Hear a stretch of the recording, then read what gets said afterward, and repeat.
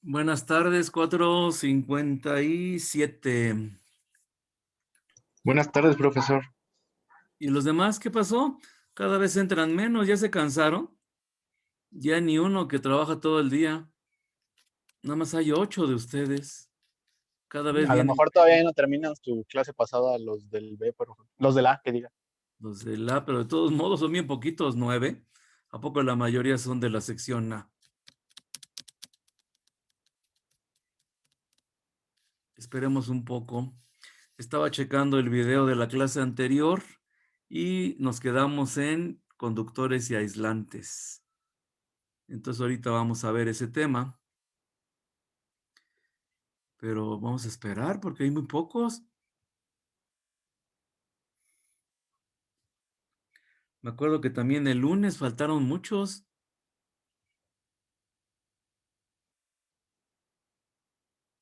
Ya se les acabó la gasolina ya.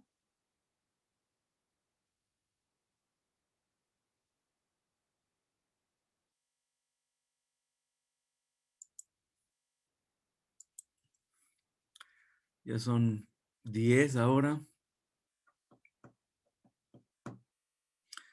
Bueno, vamos a empezar, si no se va el tiempo de Zoom.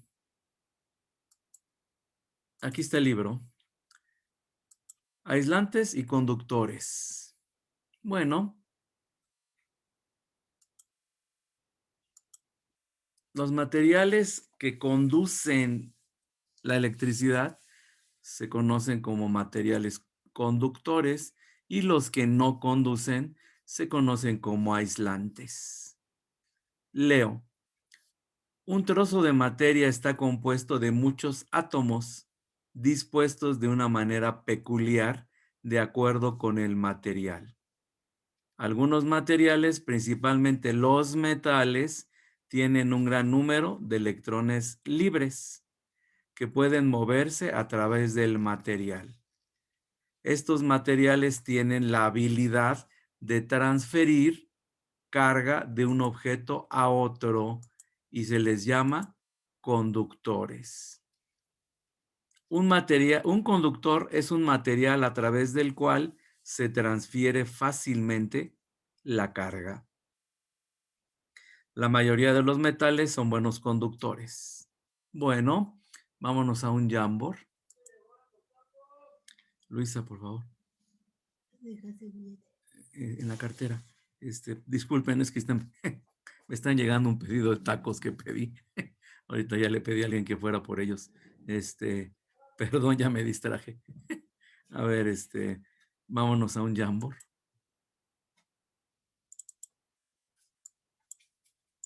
¿Cuánto es? Toto. 160. A ver, y vámonos a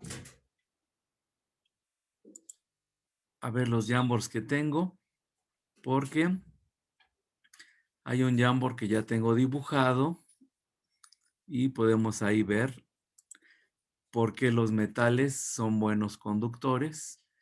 Veamos aquí. Atención. Aquí está el modelo de Bohr.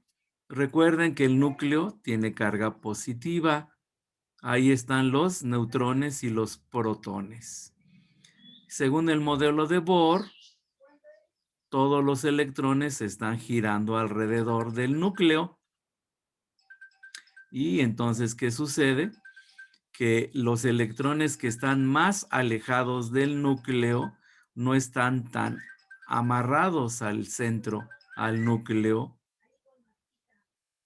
Entonces, los que están más alejados pueden saltar de átomo en átomo. Y a esos electrones que pueden saltar de átomo en átomo se les llama electrones libres. Entonces los metales tienen esa propiedad, tienen muchos electrones libres. En cambio, los aislantes no tienen electrones libres, por lo tanto no pueden transportar carga eléctrica. Este es el diagrama entonces que nos dice por qué hay materiales como los metales que pueden transportar carga. Este es otro dibujo que no me sirve ahorita. Entonces, vámonos a el libro de nuevo.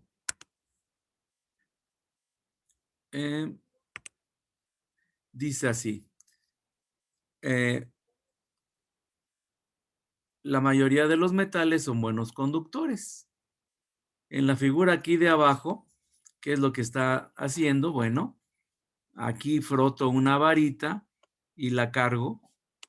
Vamos a usar creo que no están viendo esto, ¿verdad? A ver, comparto. Aquí está, ahora sí están viéndolo, creo. Entonces, vamos a ver con la plumilla. Yo froto esta varita con piel o con seda y tiene carga negativa. Y voy a tocar esta varilla de cobre. La toco y esta varilla de cobre también está unida a estas esferitas de Sauco. ¿Qué sucede? Como el metal es buen conductor, esta carga negativa llega a las esferas de Sauco y quedan cargadas de forma negativa ambas esferitas y se repelen porque tienen la misma carga. Entonces, por ley de cargas, las esferitas se separan. Eso significa que la carga sí se condujo por el alambre de cobre. Entonces, dejo de compartir.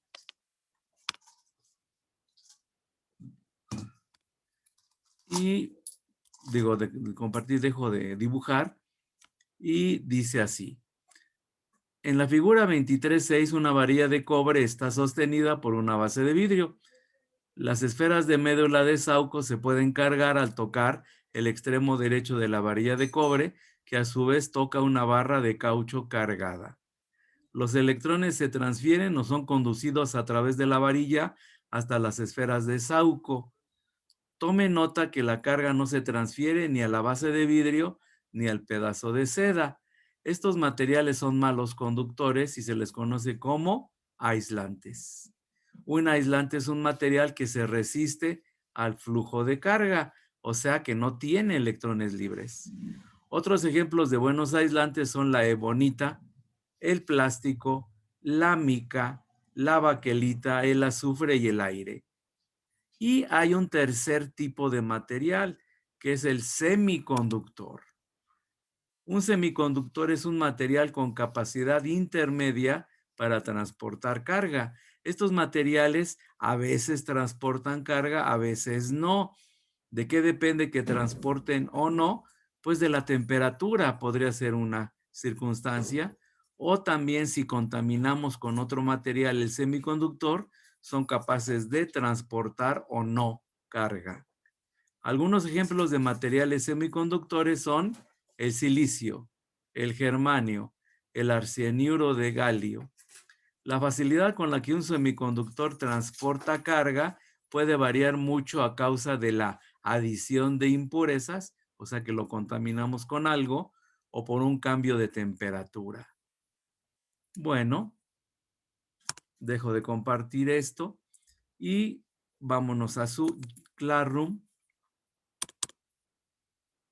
Aquí está su Classroom. Ya en la tarea 10 agregué 2 videos y el primero es sobre conductores y aislantes, que es de Khan Academy, que ya han visto varios durante el curso. Corre video. Es útil pretender que todos los materiales en el universo pueden clasificarse como aislantes o conductores, aislantes eléctricos o conductores eléctricos. Aunque esto no es cierto, existen también los semiconductores y los superconductores, así como otros materiales eléctricos exóticos. Pero para la mayoría de los problemas y exámenes de los cursos de introducción a la física, normalmente se supone que todos los materiales son o aislantes o conductores. Material aislante eléctrico o material conductor eléctrico. Y antes de hablar de las diferencias de estos materiales, que aquí tenemos dos, un cilindro aislante y un cilindro conductor, antes de hablar de las diferencias, vamos a mencionar una cosa que tienen en común. Tanto el material aislante como el material conductor tienen una cantidad enorme de átomos y moléculas. Y estos átomos, no importa si son del material aislante o del conductor, van a tener en el centro una carga positiva, aquí en el núcleo, y una carga negativa que va a estar generada por varios electrones que se encuentran alrededor del núcleo. Y otra cosa en común que tienen los conductores y los aislantes es que el núcleo que tiene carga positiva no se puede mover. Puede vibrar quizás un poquito, pero no va a moverse del lugar. Estas mini vibraciones podrían darse por cuestiones térmicas, pero no pueden moverse libremente a través del material. Esto aplica tanto para el aislante como para el conductor, siempre y cuando sean sólidos.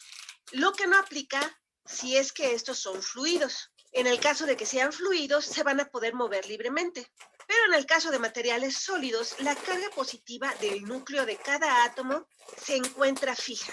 Lo único que podría moverse son los electrones con carga negativa.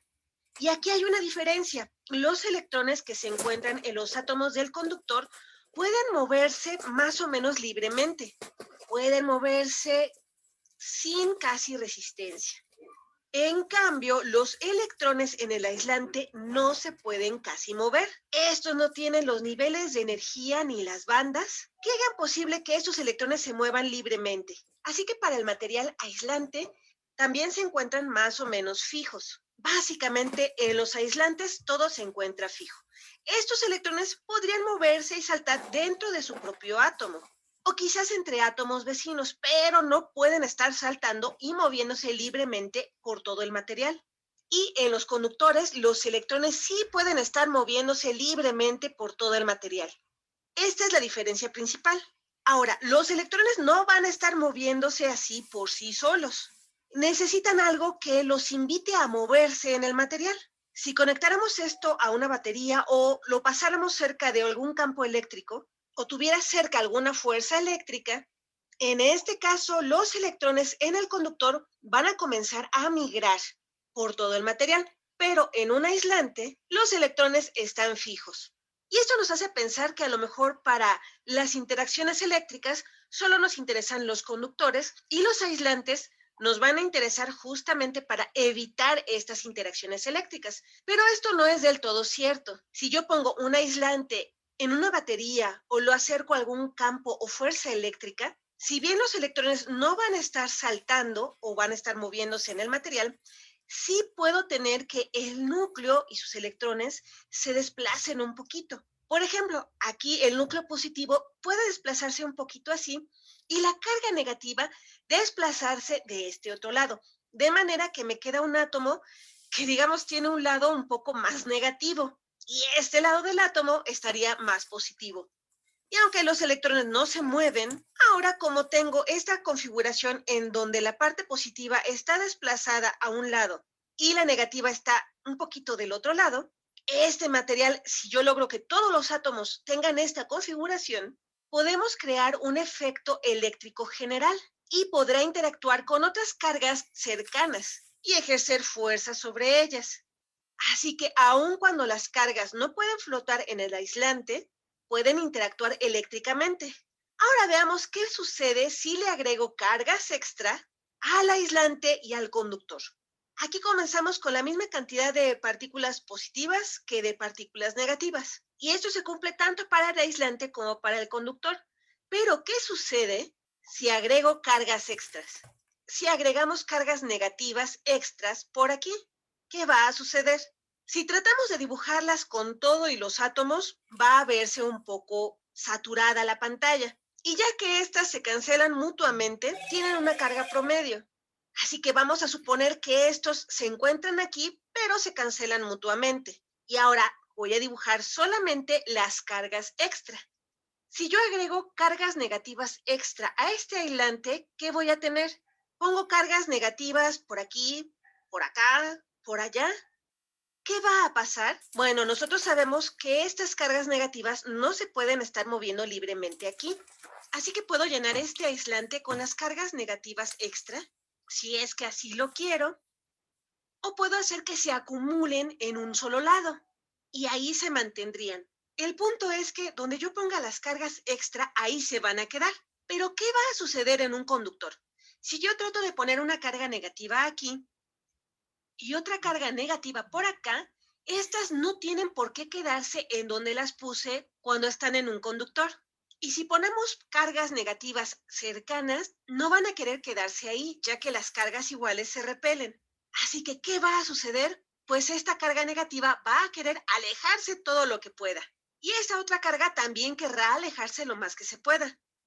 Aunque claro, la carga negativa no puede saltar fuera del conductor. Para hacer esto necesitaría de más energía. Pero sí puede llegar al límite, al borde. Y esto es lo que hacen las cargas. Y esto es lo que sucede en los conductores. Si agregamos cargas extras, estas se van a acumular en el exterior. Ya sea que agreguemos cargas negativas o cargas positivas, siempre se van a distribuir en la parte exterior. Siempre se van a mover hacia el borde, por lo que solo podremos agregar cargas extra en la parte exterior del material, ya que si las pusiéramos adentro, las cargas solitas se van a mover hacia afuera. Y les comenté que esto se cumple tanto para cargas positivas como negativas. Y ustedes se pueden preguntar, bueno, ¿cómo es que agrego cargas positivas? Bueno, esto se logra quitando cargas negativas. Si comenzamos con un material que tiene la misma cantidad de cargas negativas y positivas y quitamos una carga negativa, esencialmente es como agregar una carga positiva. Pero de igual manera, la carga neta, ya sea positiva o negativa, va a residir en la parte exterior del conductor, ya que las cargas tratan de alejarse mutuamente entre sí lo más lejos posible. ¿Y cuáles materiales físicos se comportan así? ¿Qué materiales son aislantes? Pues los materiales como el vidrio, la madera, estos son aislantes. Igual la mayor parte de los plásticos también son aislantes. Todos estos materiales muestran este comportamiento en donde podemos agregar cargas y estas se van a quedar fijas en donde las coloquemos. Las cargas no se pueden mover libremente en este material. Podemos poner incluso cargas en el exterior del material y se van a quedar ahí. Y ahora los materiales conductores son metales como el oro o el cobre, que se usa bastante ya que es más barato que el oro. La plata también funciona bastante bien. Estos son materiales cuyas cargas flotan o se mueven libremente en ellos. Y ahora que sabemos cómo funcionan los aislantes y los conductores, veamos un ejemplo. Digamos que tenemos dos cilindros conductores. Están hechos de metal y uno de ellos tiene una carga neta negativa que se encuentra en la parte exterior de este cilindro, ya que esto es lo que hace una carga neta en un conductor. Pero este otro cilindro conductor no tiene una carga neta en él. ¿Qué es lo que sucede? Si yo tomo este conductor, lo acerco y hago que toque al otro conductor, yo creo que ustedes se imaginan qué va a pasar. Las cargas van a querer alejarse mutuamente lo más lejos posible. Por lo que al estar en contacto con este otro conductor, algunas de las cargas de aquí se van a alejar todavía más y van a pasar al otro conductor. Otras se van a quedar en donde estaban. Esto es lo que sucedería. Si ambos conductores tienen la misma cantidad de material, tendríamos la misma cantidad en ambos. Si este otro conductor fuera un poco más grande, una mayor cantidad de carga del primer conductor pasaría a este otro más grande, ya que de esta manera se pueden alejar aún más, aunque algunas cargas se quedarían en este. Y esta es una forma de cargar algo con solo tocarlo. Pero hay otra forma de cargar los materiales, y esto es más inteligente. Podemos hacer algo llamado carga por inducción. ¿Y esto qué significa? Bueno, imaginen que tomamos esto, lo acercamos aquí, pero no tocamos al otro cilindro. Si solo lo acerco, pero no hago que se toquen, ¿qué va a pasar? Bueno, aquí de por sí tengo negativos. También tengo positivos, pero los negativos se pueden mover libremente si quieren. ¿Querrán moverse? Pues sí, ya que estos negativos se están acercando y los que están aquí no quieren estar cerca de ellos, se quieren alejar lo más que se pueda. Así que una cantidad neta de cargas negativas se van a ir hacia este lado. Se van a ir todas de este lado, ya que no quieren estar cerca de las cargas negativas que se encuentran aquí cerca. Lo que nos deja una carga neta positiva de este lado, o lo que es lo mismo, un déficit de electrones en este lado, por lo que este lado termina cargado positivamente. Y ustedes pueden pensar, Bueno, ok, esto es extraño. Se han separado las cargas. ¿Va a pasar algo más? Pues sí, ya que ahora estas cargas positivas se encuentran más cercanas a las que están aquí, las cargas negativas que están en este otro cilindro. Y las cargas opuestas se van a atraer. Así que estas cargas negativas de aquí van a atraer a las cargas positivas de este otro cilindro, ya que las cargas diferentes se atraen y las iguales se repelen. Y estas cargas negativas van a estar repeliendo a estas otras cargas negativas de aquí. ¿Estas fuerzas se cancelan? No, de hecho no, ya que mientras más cercanas se encuentren las cargas, más fuerte será esta fuerza. Y esto ocasionará que este cilindro sea atraído por este otro. Y esto es genial, ya que si tomamos un cilindro que esté cargado y lo acercamos, no sé, a una lata de refresco, si esta lata se encuentra acostada en una mesa de manera que pueda rodar, si acercamos el cilindro cargado, la lata comenzará a rodar hacia este cilindro, lo cual es bastante genial y deberían intentarlo si pueden. Pero esto no es la carga por inducción. La carga por inducción es algo más. Imaginen que conectamos este cilindro a tierra. ¿Qué es tierra? Bueno, puede ser la tierra, lo que está en el suelo. Si tenemos una tubería metálica y la enterramos en el suelo, nos puede servir. O cualquier material que nos permita tomar una cantidad infinita de electrones. O que también podamos depositar una cantidad infinita de electrones aquí. Y a este material no le importe. Podría ser el chasis de un auto, que es de metal. Es una buena tierra ya que puede proporcionar una gran cantidad de electrones o recibirlos. O como ya habíamos mencionado, una tubería de metal enterrada en el suelo. Un material al que no le importe recibir o dar muchos electrones. Ahora, ¿qué sucede? Si yo acerco este cilindro cargado a este otro conductor que originalmente no tiene una carga neta, ahora sus electrones, en lugar de quedarse en un solo lado, pueden decir, bueno, pues yo me puedo ir de aquí. Ahora sus electrones, en lugar de quedarse de este lado, pueden decir, ¿saben qué? Yo me voy de aquí. Por lo que muchas de estas cargas negativas se van a ir de aquí. ¿Y qué pasa cuando esto sucede? Pues ahora nuestro segundo cilindro ya no estará sin carga. Ahora va a estar cargado. Va a tener una carga neta. Y tampoco es que se vayan todos los electrones. Alguno que otro se quedará por ahí. Pero este cilindro que originalmente no tenía carga, ahora va a estar cargado. Tendrá una carga positiva, por lo que cargué este cilindro sin siquiera tocarlo, ya que dejé que estos electrones negativos se fueran.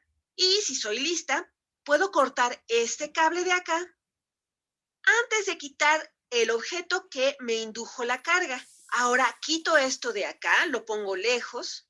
¿Y qué hubieran hecho estos electrones? Bueno, hubieran dicho, vaya, qué bueno que ese ya se fue, ahora puedo regresar a donde estaba. Se van a sentir atraídos a estas cargas positivas y van a regresar, dejando esto nuevamente sin carga. Pero como corté el cable antes, pues ellos ya no pueden regresar. Estos se quedan atorados aquí ya que no hay forma de que puedan regresar porque cortamos la línea. Y cuando cargamos algo por completo sin tocarlo, entonces decimos que tuvimos una carga por inducción, que es un método muy sencillo de cargar algo. Permítame mostrarles otro ejemplo que yo creo que todos hemos hecho alguna vez. Tenemos aquí un globo y ¿cómo lo cargamos? Pues lo frotamos contra nuestro cabello. El globo va a robar electrones de nuestro cabello y ahora el globo va a estar negativamente cargado. ¿Qué hacemos con esto? Ustedes ya saben qué hacemos con esto. Lo tomamos y lo ponemos cerca de alguna pared o algún techo. Y si tenemos suerte, se va a quedar pegado ahí, lo que es genial. ¿Cómo funciona esto? Bueno, recuerden que este es un material aislante, es plástico. El techo también es un material aislante. Aquí los electrones no se van a transferir, pero aún en un material aislante, el átomo puede reorientarse o polarizarse al cambiar la carga negativa de este átomo de un lado y la carga positiva del mismo átomo del otro lado, por lo que un lado se vuelve un poquito más positivo. Y esto ocasiona una fuerza neta entre el techo y el globo, ya que estos positivos se encuentran un poquito más cercanos. Así que los positivos van a estar atrayendo a los negativos con un poquito más de fuerza de lo que estos negativos están repeliendo a los negativos del techo.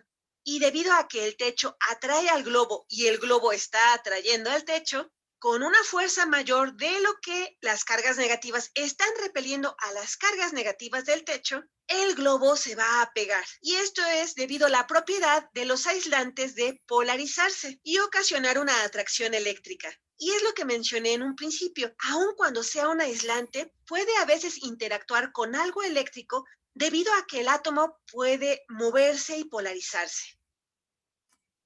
Muy bien. Entonces, aquí hay algunos conceptos como la polarización, que es la redistribución de la carga. También se vio cómo se cargan los cuerpos por inducción, sin tocar, ¿verdad?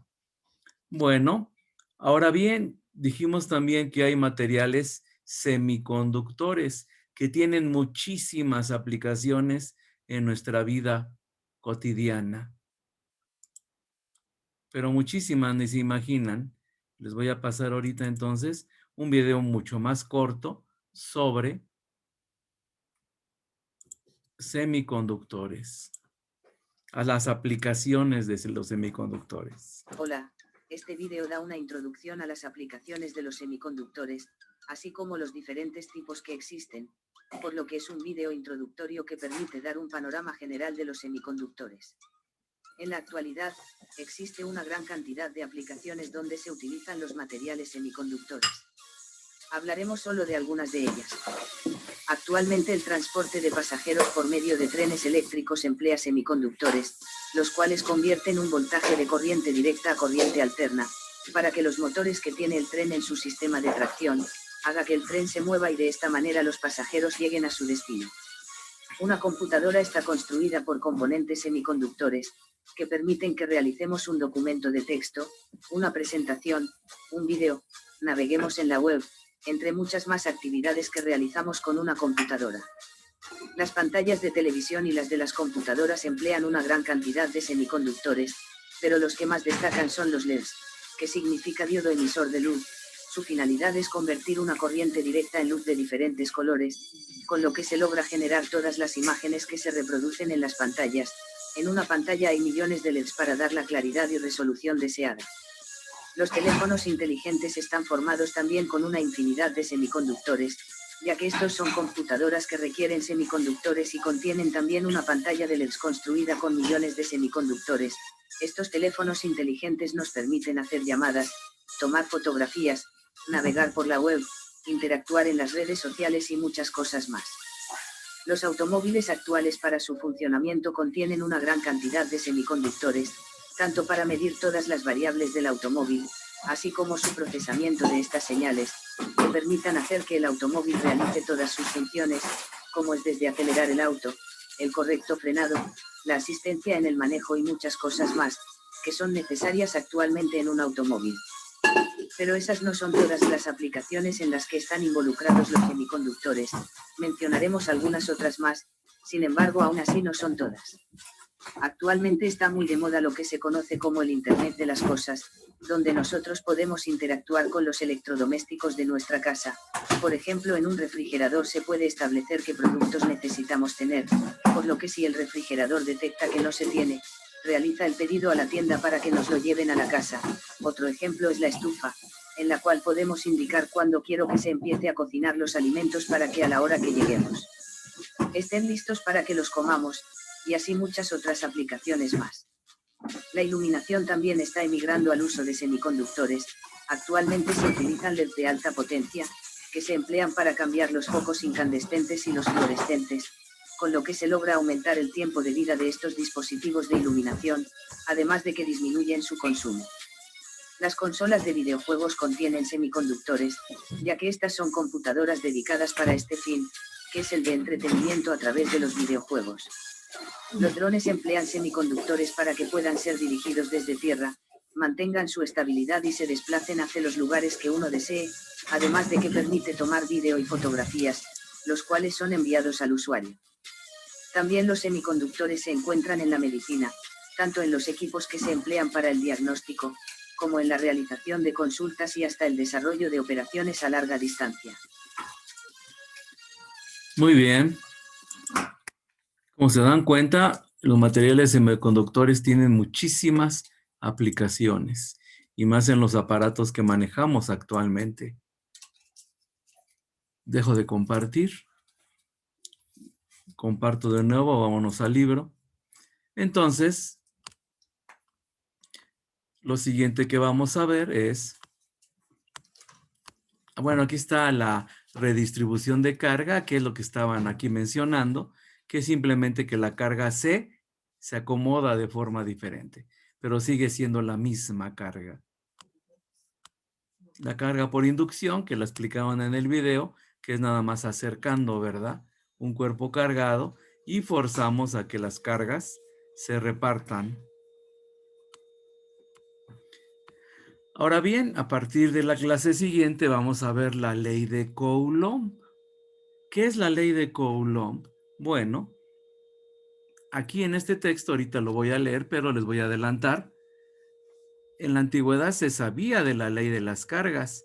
Se sabía que cargas iguales se repelen y cargas diferentes se atraen, pero no se podía medir la fuerza. No había una fórmula para calcular esa fuerza. Se sabía que era fuerza de repulsión o de atracción, pero no había forma de medir ni había una fórmula para calcular esa fuerza.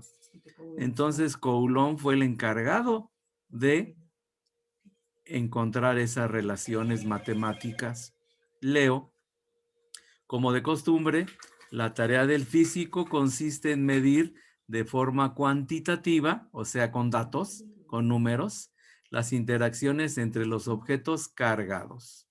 No es suficiente con establecer que existe una fuerza eléctrica. Debemos ser capaces de predecir su magnitud, su tamaño, cuánto mide. La primera investigación teórica acerca de las fuerzas eléctricas entre cuerpos cargados fue realizada por Charles Augustin de Coulomb en 1784, hace como 240 años. Él llevó a cabo sus investigaciones con una balanza de torsión. Ya en la clase que viene explicaré qué es eso, para medir la variación de la fuerza con respecto a la separación y la cantidad de carga. Muy bien. Creo que no estoy compartiendo el texto, pero bueno. Lo comparto. A ver, permítanme. Estoy leyendo y ustedes nada más me están escuchando, creo. Entonces, a ver. Aquí está. Entonces dice, la separación R minúscula entre dos objetos cargados se define como la distancia en línea recta entre sus respectivos centros. La cantidad de carga Q minúscula se puede considerar como el número de electrones o de protones que hay en exceso en un cuerpo determinado.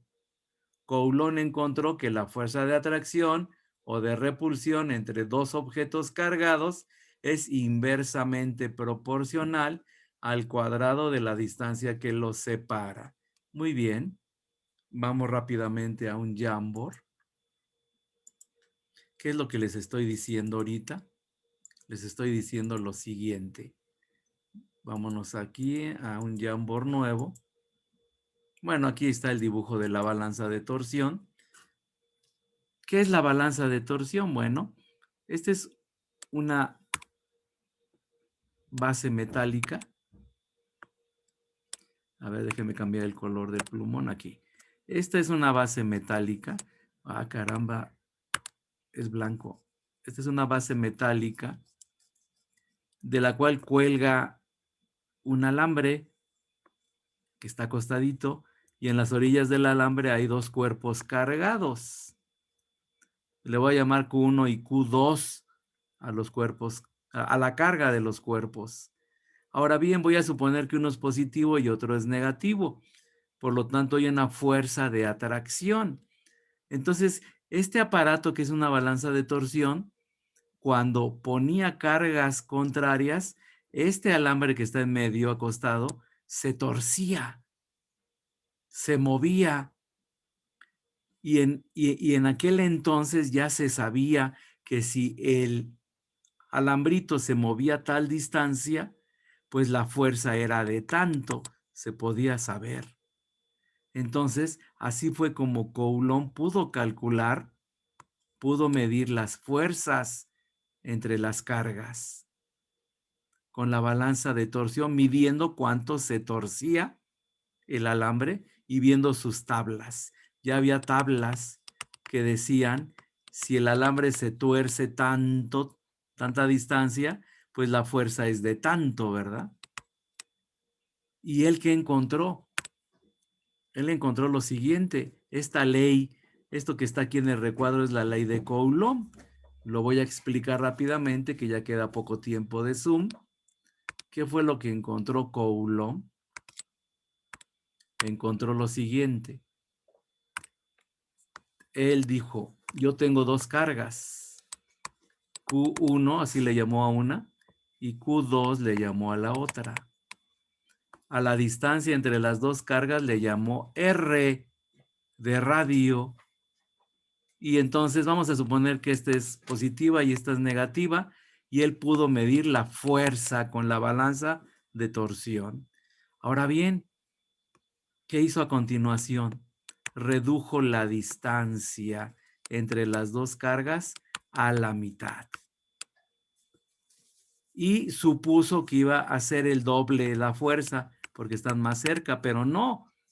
Encontró que era 4 veces más grande.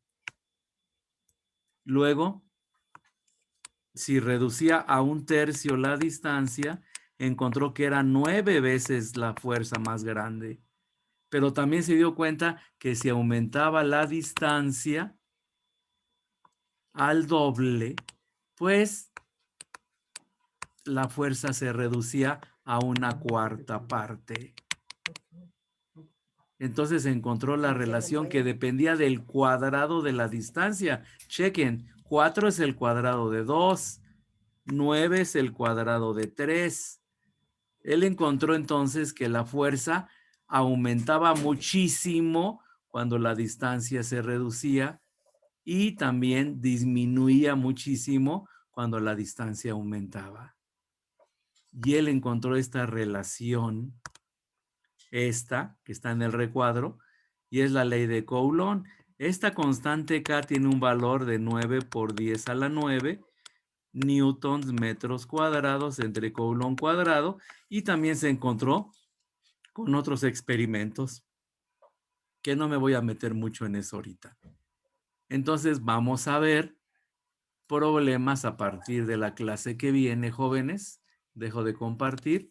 4:57. Recuerden que el lunes no hay clases, es día oficial. Por lo tanto, la semana entrante nos vamos a ver el miércoles a las 7:30 y el jueves a esta hora, a las 5:50. Queda un minuto de Zoom. ¿Hay alguna pregunta, alguna duda, jóvenes? ¿No? No, profe. Bueno, jovencitos, no me quiero ir, pero ya queda menos de un minuto. Se va a cortar la transmisión ya pronto. Entonces, nos vemos el próximo miércoles. El lunes no hay clases, acuérdense. Hasta luego. Adiós, profesor, hasta luego. Adiós, profe. Hasta luego.